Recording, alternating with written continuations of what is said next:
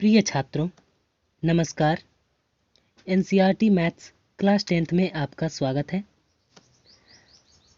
अध्याय 1 का उदाहरण 3 आज हम हल करेंगे, जो दिया गया है। दर्शाइए कि एक धनात्मक विषम पूर्णांक 4q+1 या 4q+3 के रूप का होता है, जहां q एक पूर्णांक है। तो पिछली वीडियो में हमने देखा कि 2q एक सम पूर्णांक था और 2q+1 विषम पूर्णांक को हमें दर्शाना था। तो हमने जो 2q था उसे क्या माना था, चलिए रफ में देख लेते हैं क्या माना था। यहाँ पर पिछली वीडियो में यानी उदाहरण 2 में दिया गया था 2q, दर्शाना था 2q कोई सम पूर्णांक है और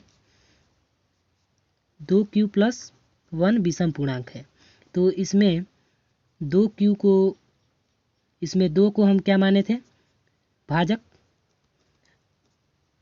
और इसमें भी 2 को भाजक माने थे। यानी इस वीडियो में भी यहाँ पर दिया गया है 4q+1, तो हम 4 को भाजक मानेंगे। यदि दिया होता 5q+1 तो भाजक को 5 मानते।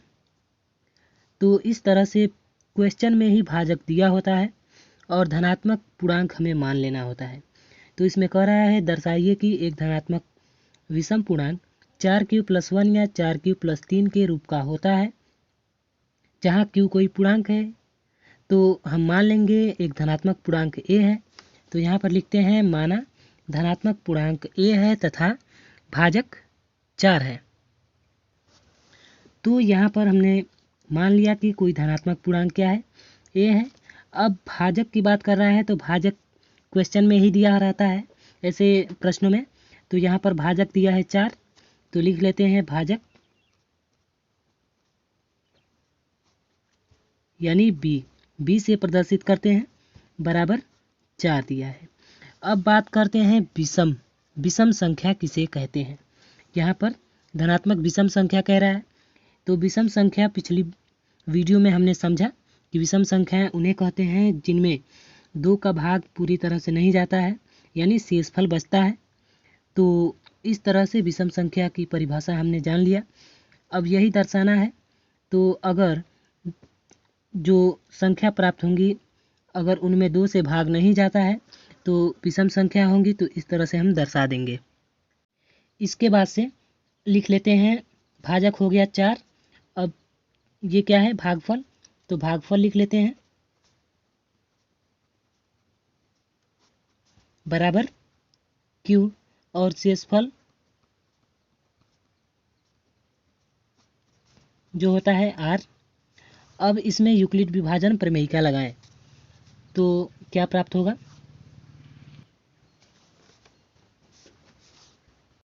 a बराबर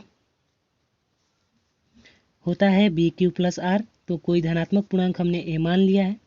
अब b क्या है, भाजक है 4 और q यानी भागफल bq और प्लस शेषफल जो है r। अब यहाँ पर r के संभावित मान क्या क्या हो सकते हैं, रफ में देखते हैं। तो यहाँ पर अगर किसी संख्या a से भाजक 4 से भाग दिया जाता है तो कोई शेषफल यानी कोई भागफल q प्राप्त होता है और कोई शेषफल r प्राप्त होता है। तो इस तरह से अब यूक्लिड विभाजन प्रमेयिका लगाएं तो हो जाएगा a बराबर पहली संख्या का अंतिम संख्या में गुणा यानी 4q और फिर प्लस करके r कर देंगे यानी शेषफल। तो ये हो गया यूक्लिड विभाजन प्रमेयिका। अब इसमें r के संभावित मान हो सकते हैं। तो ये जानना जरूरी है कि जो शेषफल होता है वो हमेशा भाजक से छोटा होता है। यानी r के कितने मान हो सकते हैं, 3, 1, 0, 1, 2 और 3 तक हो सकते हैं, क्योंकि 4 तो बराबर हो जाएगा और हमें पता है कि शेषफल जो भाजक से छोटा होता है तो 4 के बराबर मानेंगे नहीं। तो इस तरह से जो r के संभावित मान हैं वो 1, 2 और 0, 1, 2 और 3 हो सकते हैं।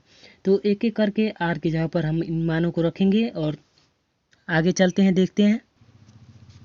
तो यहाँ पर r के संभावित मान हमने रफ में देखा 0, 1, 2 और 3 है।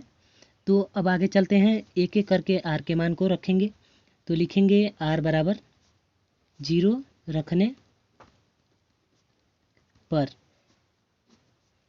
तो आर बराबर 0 रखेंगे तो ए बराबर क्या हो जाएगा 4Q और प्लस आर के जगह पर 0 यानी 4Q। फिर यदि 1 रखते हैं तो हो जाएगा ए बराबर 4Q प्लस 1। अगर 2 रखते हैं तो हो जाएगा ए बराबर 4Q प्लस 2। अगर 3 रखते हैं तो ए बराबर 4Q और प्लस में 3।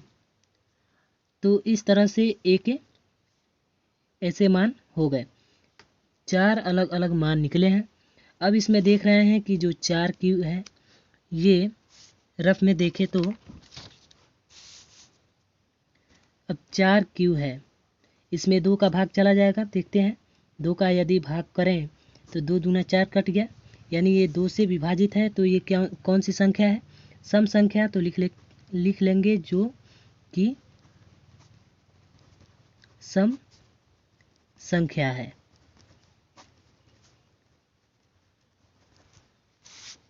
इधर इसके बाद दूसरा है 4Q प्लस 1। अब इसमें यहाँ पर देख लेते हैं 4Q प्लस 1 है, तो इसमें 2 कामन लिया नहीं जा सकता, 1 तो कामन होता नहीं है। तो इस तरह से ये विषम संख्या है, 2 कामन नहीं ले सकते तो लिखेंगे जो कि विषम है।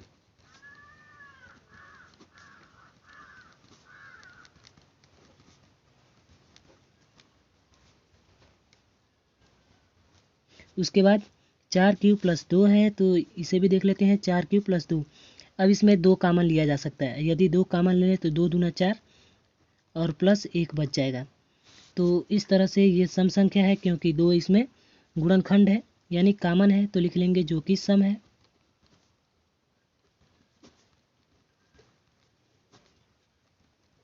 और 4Q प्लस 3, तो इसमें 2 कामन नहीं है, तो लिख लेंगे जो कि विषम है। जब 2 कामन नहीं है तो विषम संख्या होगी।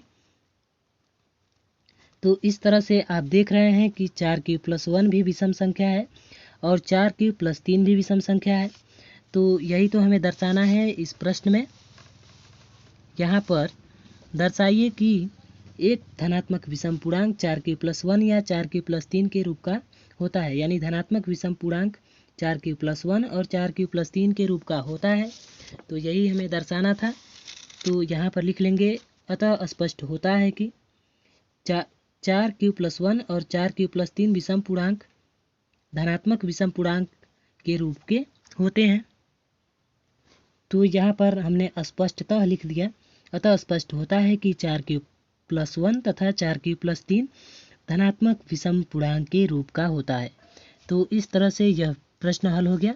अब आप इसे नोट कर सकते हैं, और यदि यह प्रश्न आपको समझ में आया हो तो इस वीडियो को लाइक, सब्सक्राइब, कमेंट तथा अपने दोस्तों के साथ शेयर जरूर करें। Thank you.